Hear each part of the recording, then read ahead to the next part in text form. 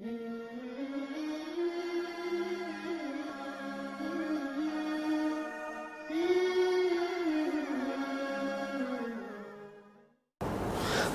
التحریم کے بے شمار فوائد اور خواص دیکھنے میں آئے ہیں، لیکن سب سے اہم فائدہ یہ ہے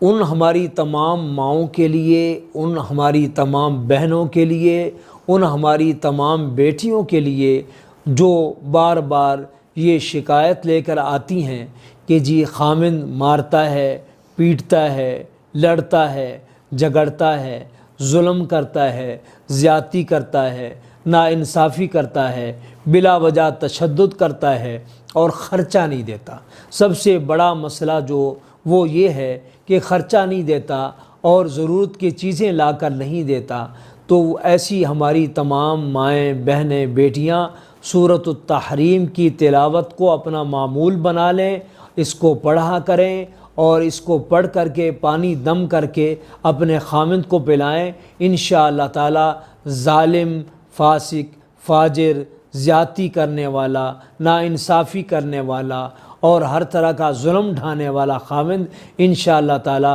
آپ کے ساتھ محبت سے بھی پیش آئے گا، نرمی سے بھی پیش آئے گا، سلوک سے بھی پیش آئے گا، عزت سے بھی پیش آئے گا اور آپ کو خرچہ بھی دے گا اور آپ کے گھر کی جتنی بھی ضروریات ہیں آپ کو انشاءاللہ تعالی وہ مہیا کر کے دے گا۔